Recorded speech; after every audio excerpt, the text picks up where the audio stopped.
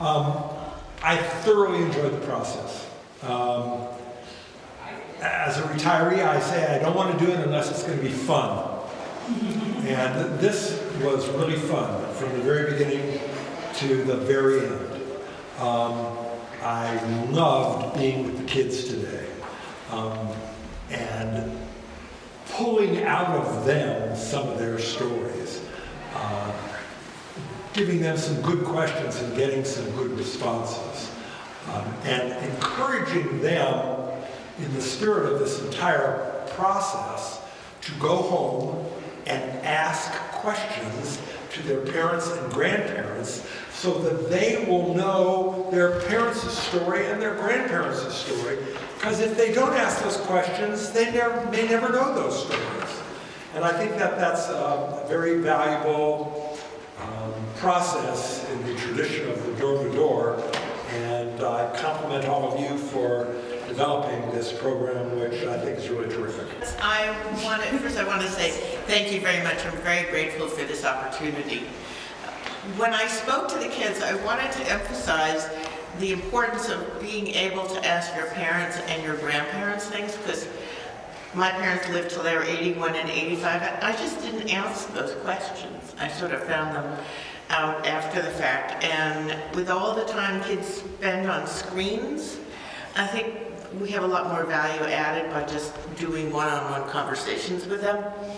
And secondly, I noticed that what I think was the logo was a man, and it looked like a father and a son rather than a mother and a daughter. And being that I was talking to the kids about the opportunity that I didn't have when I was 5, that they have now to be able to study and become a b'nai mitzvah, a bat mitzvah. And so I would want to consider an alternative logos. We can have 2 logos, one flashes, or some way in which women are included. I thought this was a wonderful experience both for me. My video wasn't shown, but doing it was very special. And something that I expressed to one of the girls I was talking to is the ability that I had gone back to where each of my parents were born in the early 1900s, one in what is now Belarus and one in near Lublin in Poland, and showed my kids where they were born. I also took my kids to where I was born. I was born in the U.S. So I think taking them back to areas that they're not aware of gives them an additional tie to what the previous generation was like. And I found it very interesting to be with the children and interact with them. I thought that was a special, and I think storytelling is a way to remember something without having to take notes or things like that. It leaves an impression and it's there forever. Like, I always remember Helene's story. I never knew that, I just learned it today. But that will stay with me for the rest of my life. So I really enjoy telling my story. I really enjoy the entire process, and thank you. One of the girls in the group today asked me how I could remember the details of what happened, because I said it happened a lot of years ago.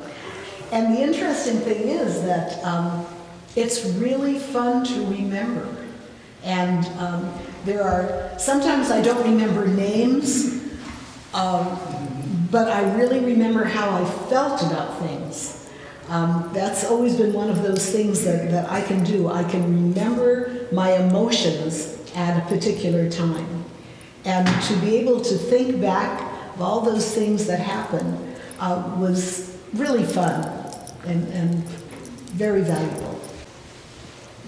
This was an idea that I thought was exciting, and I really wanted to pursue it and gathered the crowd around to see if they were willing to tell their stories. And it was a fascinating thing to talk to our chavara and say, who would be interested in this? And I told some detail of it, and many of the people said, I don't have anything special to say. And at least a few of them jumped for it and got excited by it. But for me, in thinking of generations, I think of my grandfather, who I don't think ever told us a story. And what I know through my mother. My mother told stories, and we got stories of the whole family through her. And fortunately, she did. But thereafter, I am not a great storyteller, but I really need to pursue it because I think it is a valuable way to communicate and to get to know yourself and the other people around you. I thoroughly enjoyed the process, and I thank you for doing this. I was especially impressed with the children and some of the artwork. One little girl captured my mother, my sister, and I in a very miniature drawing on her painting. She captured when I talked about how much my mother took care of us, and she really was very sensitive to that. Her name is Madeline. I would like to meet her. And all the children were so interested and asked such good questions, and it was such a pleasure. I also tried to encourage them to talk to their parents and ask them who their grandparents were.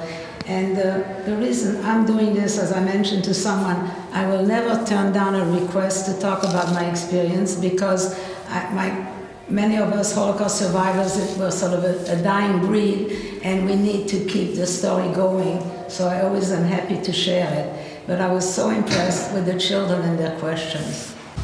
I too thought it was a wonderful process, even though it was a 2-hour setup time, and you guys were trying to gently tell, well, you don't have to come at 9:30. And I said, no, I'll come on time. And so we didn't start until noon or so, but that was okay. Sometimes you wonder, are you really getting your message across to the people you'd like to get it across to, the younger generation? And sometimes you feel terribly frustrated that it's, you're just not finding the right words. And so I just hope the messages that we're trying to convey reach ears that are open to hear them, because I think there are some very important messages that people had. I will say one thing which really brought me to tears, because I was talking to my granddaughter on Thanksgiving, and at the end of a half-hour conversation, she just happened to mention to me, some friends of mine and I were talking about what are our spirit animals? And she said, well, you know what I said? I said, my grandpa. And I have to I really burst out crying. But at least I had that confirmation. Okay, I'm getting a message across to this one. I thought it was a very touching and meaningful process, learning about the lives and histories of other people and reviewing my wife's history. I was very moved. It was wonderful. I do feel differently because it was a story that I really hadn't thought about for quite a while. It's not that I forgot about it, but I really hadn't thought about it. And I think that when we get together, especially with our grandchildren, we need to tell them these stories. I'm not even sure that that we've told our kids about that particular experience. In life there's just so many other things that sometimes will crowd out your stories. Yeah. And I think that because I've been doing genealogy for several decades, this experience has reinforced my strong belief that we not only have to tell our stories, but we have to write our stories down. And I think that that's a very good lesson that I have learned, and that I'm hoping that others will learn, is to write your stories down. They will then really live longer. Yesterday, I was with my son who's 38, and he did not realize that I could not have had my bat mitzvah when I was, he went to my b'nai mitzvah, he had his bar mitzvah here. It amazed me that somehow that piece of information passed him by completely. So it just validated the importance of sharing these things. My parents did the show, I was Spielberg, and I never did it. They did the long hour when they told their story.